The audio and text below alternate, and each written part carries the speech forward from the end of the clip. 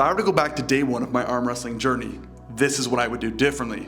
If you're just starting, this is gonna save you years. So this video is gonna be divided into 3 sections. The first topic we're gonna talk about is mistakes I made as a new arm wrestler. Number 2, we're gonna talk about what I would do differently now. And to end off the video, I'm gonna give you guys some advice so you don't repeat the mistakes I did. That's gonna help you get further along that much quicker. So getting into point number 1 when it comes to mistakes I made that you should not be making. And when I started arm wrestling, I was arm wrestling once a month at most. Now I know a lot of you, especially in today's day and age, table time seems to be very popular when it comes to 2 times a week, 3 times a week, 5, 6, 7, 8 times a month. But when I first started, I was arm wrestling literally once a month. I would go to practice, train not properly, or at least I was training properly, but not to the standards that I hold now. Go home, be extremely sore throughout the arm, throughout the body, and then I would spend a week trying to recover and then getting back into a gym routine, trying to get stronger in the gym, and then coming back to practice a month later. It's completely wrong. We should try to hit a table every couple weeks. I would say maybe once a week. If you are someone who doesn't really work out, but you love table time, do table time once a week. If you're someone who loves the gym or you are a gym bro, then hit the gym as much as you can. Try to hit a table, I would say once a week, once every 2 weeks. Point number 2 is going to be training like a bodybuilder or a power lifter while trying to be a professional arm wrestler. Now this is going to be very difficult because the balance of recovery, strength training, or trying to train like a bodybuilder in arm wrestling, it's going to be very difficult. And I can speak honestly from experience. I've been battling this for the last 8 years now. I started arm wrestling in 2016, so we had 9 years. Trying to gym 4, 5, potentially 6 days a week, on top adding arm wrestling practice whenever I'm able to or whenever I feel recovered. It's very difficult. Now I don't bodybuild and I don't power lift, but I like to lift heavy pretty often in a gym. If it's the bench press, the deadlift, squatting, just generically speaking. I'm always running into the problem of being sore constantly, always feeling like I'm injured, and it definitely affects my arm wrestling. One thing I would do, or one thing I suggest to you guys, is try to figure out what really matters most. Are you someone who is a complete bodybuilder who just likes arm wrestling? Are you a power lifter who loves arm wrestling? Or do you love arm wrestling more than these other 2 options? You're going to have to figure this out, because you'll see as you progress in the arm wrestling journey of yours, arm wrestling is very taxing on the arms, so you spend a lot more time recovering if you're training properly than you are actually spending time in a gym. Just keep that in mind. So the next point I really want to emphasize on is when I started arm wrestling, I was only focusing on one style of arm wrestling. And you guys wouldn't believe this, but I was a hooker at the time. At least that's how I thought it was. I thought going into the sport of arm wrestling, I had genetically decent forearms compared to my biceps, so that means I have to hook. Well, it was okay for the first 2 months, and then I injured myself doing not hook exercises. I was doing a bicep curl on a squat bar in a gym, and I went too heavy, and that's where I hurt my tendon on the inside of my wrist. From that moment forward, it kind of made me realize I have to switch up my style, and I wasn't training recovery seriously at that point. In fact, I actually had zero idea on how to recover. I was just your average 23-year-old thinking I can just do it all. I'm the man. I can train 7 days a week, 3 hours in a gym. I'll eat food all day, go to bed late. My schedule was a complete gong show. So here is my advice to you. When arm wrestling, especially at the beginning, you're going to have your main move. You're going to be mainly either a top roller, someone who hooks, or you might just be naturally gifted towards a press. Try to practice all 3, or at least 2 styles. That way you can have a little bit more of a balance versus you assuming you are good at one and then you injure yourself pretty bad and then you're forced to switch. And unfortunately in arm wrestling, it seems to be that most arm wrestlers improve their styles based off injuries. So this one isn't a mistake that I was actually making towards the beginning of arm wrestling, but I do see this nowadays, and this is either neglecting cupping or pronation. You guys have to realize that when starting arm wrestling, pronation and cupping are pretty much your foundation. Pronation, I wouldn't say so much, but you have to have the cup at the minimum, cup riser. I've said this many times in my videos, but don't neglect pronation and don't neglect cupping. It's going to be some of your most basic exercises, and if you want to be a great arm wrestler, you have to include them. Before we move on to section 2, I have one more point I want to cover, and this is going into tournaments too late or too early in your arm wrestling journey. Myself, I got a little bit lucky at the time. I feel like when I started arm wrestling, I think I had my first tournament 2 months after I started arm wrestling. Now, luckily at the time, the competition wasn't very tough in all respects to what it is now. But in today's day and age, arm wrestling is so difficult. When you look at the amount of new people coming in this sport, you better get in a tournament fairly quick, but you don't want to go in too early or too late. So my suggestion, try to get in a tournament within 6 months to a year. Obviously, get some coaching, get some mentoring, go to practice often, as we've spoken about a ton. Get prepared for a tournament, because you're going to see in your first couple 2 to 3 tournaments, it's very different than arm wrestling practice. So my advice, get in a tournament as quick as possible without doing it too fast. Moving on to section 2, what I would do differently now versus when I started arm wrestling.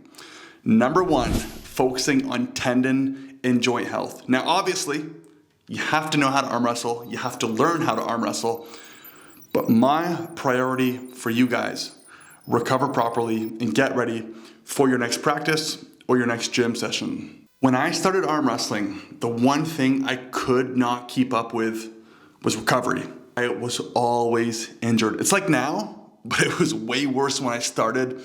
So you guys have to take recovery seriously. When you leave practice, if you're feeling pain in your wrists, your arms, your forearms, your biceps, wherever the pain is, give it some time. The other day, I was driving my car to work, and I was supposed to work out that evening. I was already on the fence of doing it. I felt pretty recovered. I thought I was around 90 to 95%. This is early in the morning. I'm driving to the airport, and all of a sudden, I have my hand on the steering wheel, and I feel a shock go right through my arm. Just a shock. That to me immediately tells me my arm is not recovered.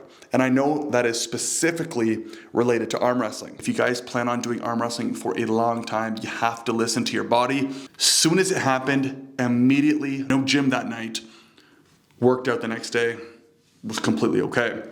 But if I was to, and I've done this a million times, if I was to go and train that day, it is very likely I would have hurt myself in a very minor way, or it could have been severely, and that would have delayed me a couple days, which would lead to getting in a rhythm for the next week. And it's this onset of delaying and delaying and delaying.